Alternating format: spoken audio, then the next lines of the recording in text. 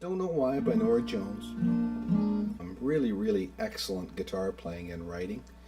I always thought it was Norah Jones that had written this song, but when I was researching, to do this tutorial, I found out that it was actually written by a guy called Jesse Harris, who's kind of a songwriter, singer, guitarist out of New York, and he has a bunch of albums and stuff. But it's his song. And you can find videos of him playing this on YouTube. And yeah, it's really interesting because I always thought it was her song, right? Because it suits her so perfectly. If you see him play it live, he plays it in the key of E, okay, with no capo or anything.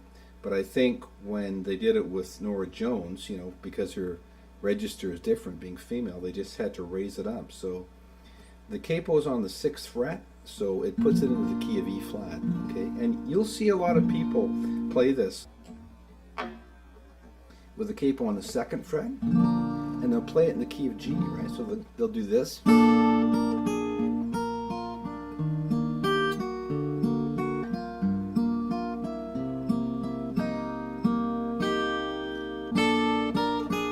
That kind of way, right? And you can play it there. It'll work. It's kind of awkward, and to be honest, you don't get the same sound as you do up here on the 6 with the capo on the 6, because you get this, right? You get that really nice all open strings ringing kind of thing, and this is the way he played it on the record. There's a video of him playing with Norah Jones, just a recent one, and she's playing piano, he's sort of on a stool, and you can see clearly him playing it in these forms. Okay, so this is what I'm going to teach you.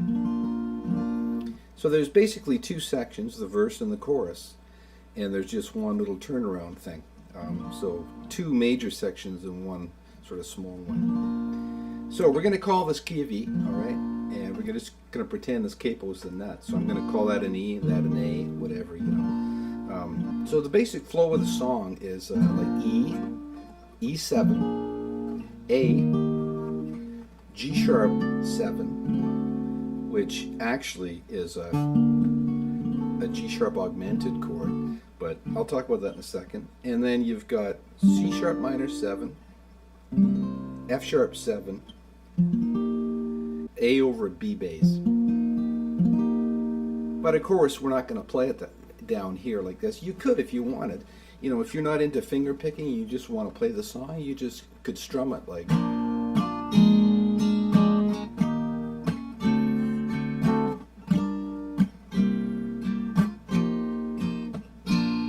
so, right? But, I'm trying to teach you the way he's playing it on the record. So what we're going to do here is we're going to take this form and we're going to come up here. So we're going to have A7, D6, and G7. Okay, so that, you've got your E7 here, and there too, right? This is the different voicing. And if you think about it, it's kind of like that B7 shape, right, that we all should know. Just moving it up here. And you don't need that on there, right? Okay, so that's kind of the basics of that first chord, but the first lick, we raise this minor 7th up to the major 7th, okay? So we get that really, really nice little lick there. And how we're going to do that is we're going to pluck the D string, the G string, and the A string with our thumb, like that, and then open E. And then we're going to go back down with that 3rd finger to get the minor 7th again. Okay? And then we're going to go B string, or sorry, E string, B string, D string.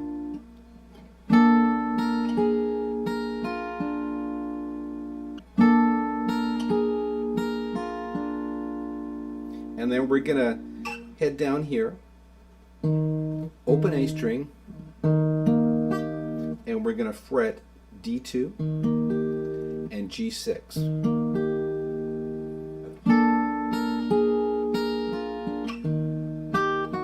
And then we're going to drop G6 to G5, right after we do that, we're going to hit 1, 2, 3, 4, E4.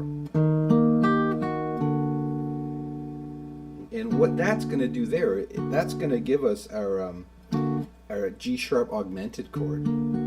Okay, because we've got the E in it. And I don't want to get into too much theory here because I know theory can be really dull. But by having that E instead of the E flat, because that's the root in the fifth, we're going to raise that fifth, and that's what gives us that augmented sound. But in actual fact, we're just holding onto this E, right? So that's your G sharp augmented chord. Okay. And to move on, so we've got, and that chord is a C sharp minor 7. Okay, so we've got 1, 2, 3, 4, A4, D2, and G4. Okay, so far we've got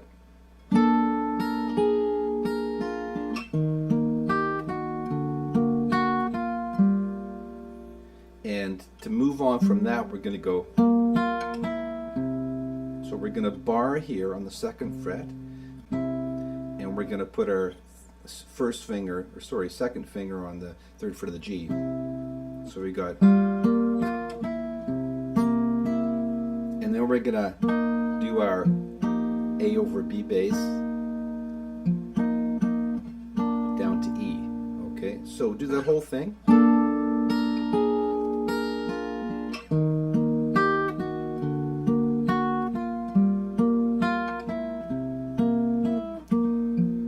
And in the beginning, I should have said that it just holds on there. We've got the D and the G string, and there's some on the A, and then a single shot on the D string, and then we'll hit the G and the B strings. Okay, it gives you that real nice suspension, and then we get into the verse. But that only happens in the intro and when there's a piano solo later. Okay, but most of the time it just goes back down to the E. And what's really cool about the progression is it kind of follows that G string, right? So it's chromatic all the way down. So if you just listen to the G string here, just try and pick that out.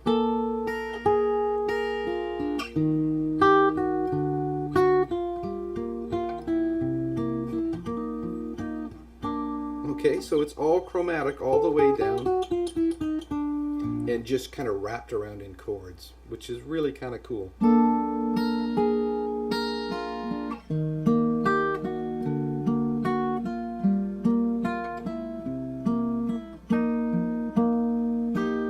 Okay, so that's your intro. And those little grace notes, like there, like that E.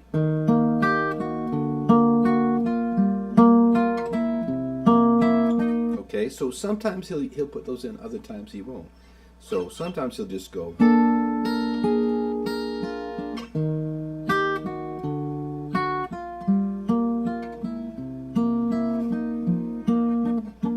Okay, and I mean, if you want to get it exactly like the record, you just have to listen to the track to hear when he's doing those and when he isn't. But really, I think it's more just a feel thing. On the record, he only actually does that like once at the beginning. Okay, now in the demo I did it a bunch more times because I just liked the sound of it, and also live he has a different guitar player than played on the record. On the record it was Jessie Harris, but live she uses a different guy, and if you look at live recordings of that, he's using that all the time, right? Now the next time we come up here, I'll just go through it.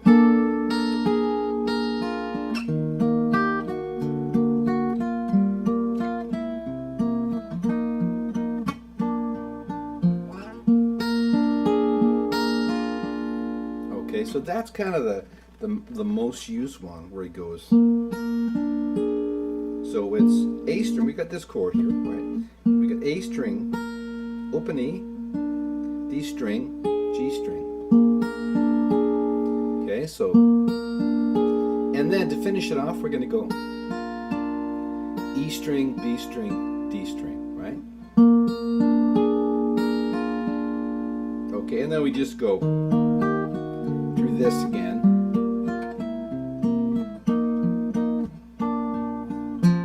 And we slide that up, right? That's pretty well how we get into that every time is a slide.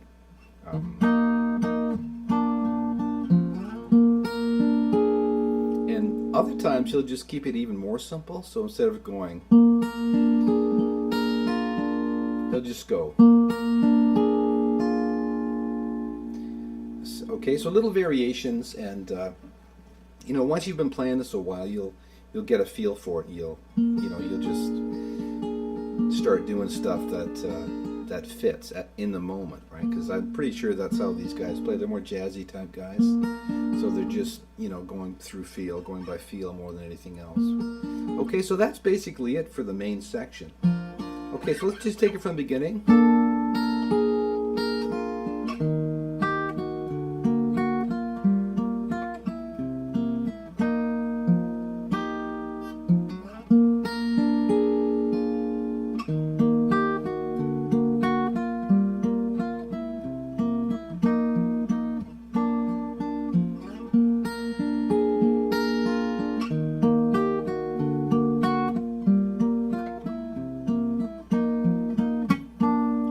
So I used, you know, a couple of different variations in that rendition there, which is kind of what I did in the demo, basically. Okay, so now we get to the turnaround section, and that goes like this.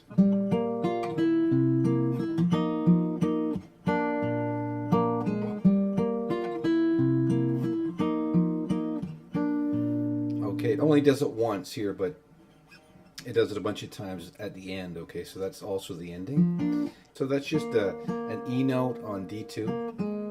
Then open D, right? And in the demo, I kind of wound up adding that in there too. So I went,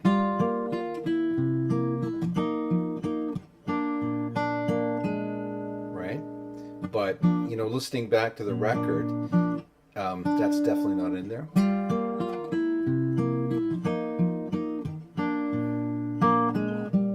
Okay, so it's a little more simple than I played it. So you can add that or not, you know, it just depends on what you want to do. That just sort of came natural to me when I was playing it.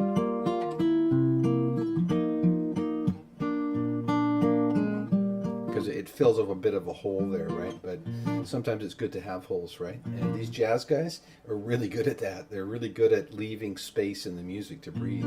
If you listen to the piano part to this song, it's really a good example of that.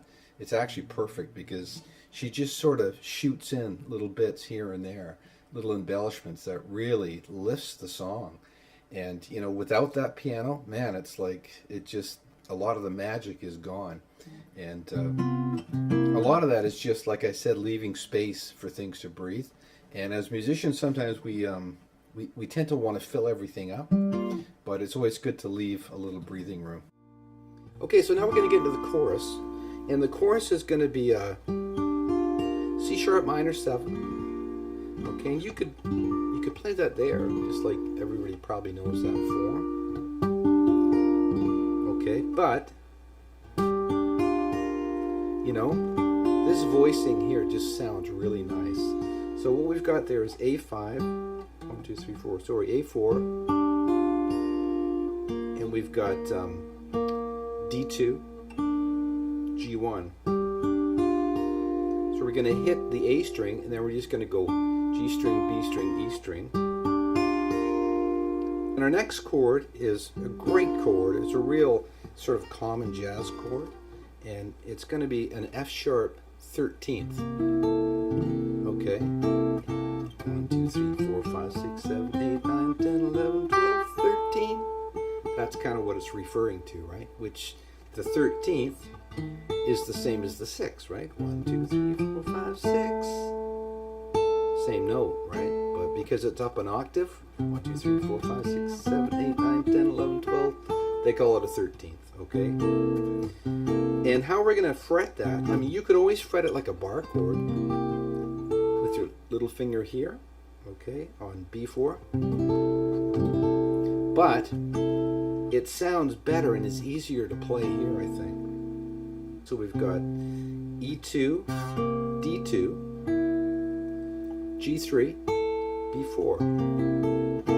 Beautiful chord. And you'll, like I say, you'll see this used a lot in the more jazzy stuff.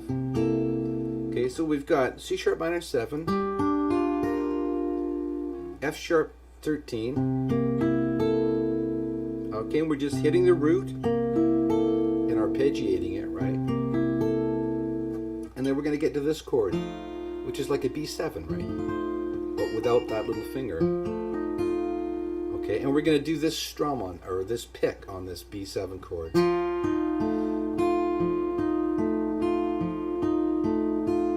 Okay, so thumb is just, it's like a Travis pick, right? We're just going to go A string, D string.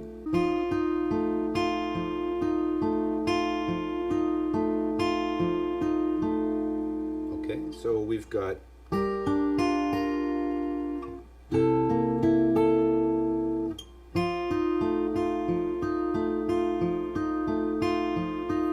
repeat it.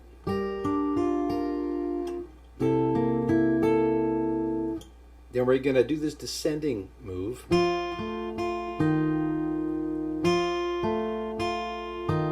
Taking our middle finger off to get the A note. So we've got B7 over A. And then we're going to go to this chord, which is like an E over a third in the bass, but we're going to fret it like this. So E4, D2, G1. Right, so we got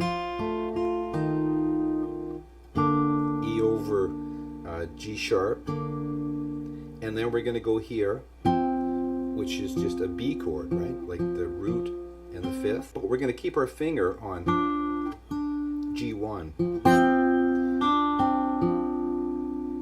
Okay, so that whole thing is and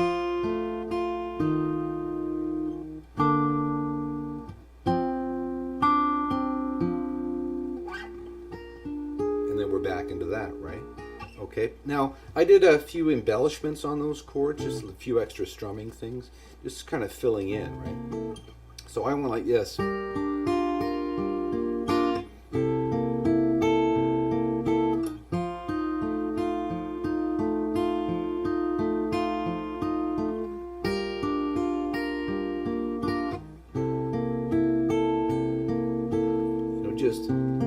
Just filling in, right? And then in the end part,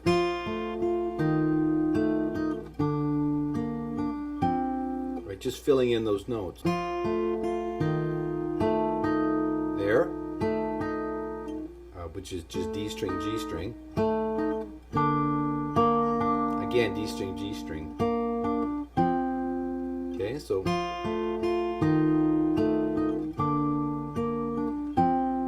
and then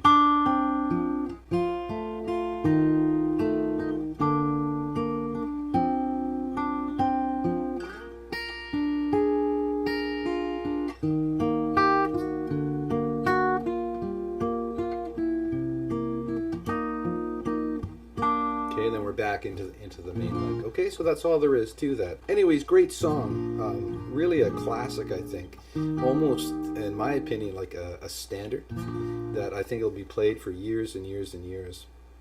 A real quality song and great musicianship. And Norah Jones, too, with a piano. You know, such a great piano player. And always really loved this song. And I would suggest, if you have a minute, to check out the Pat Metheny version of this. You can find him playing it on an acoustic on YouTube somewhere. Just type in Pat Metheny, don't know why, and you'll see it. It's an incredible version of a guy who is just like a monstrous guitar player. And it's really interesting because his guitar in that particular version, he's got like bass strings on it.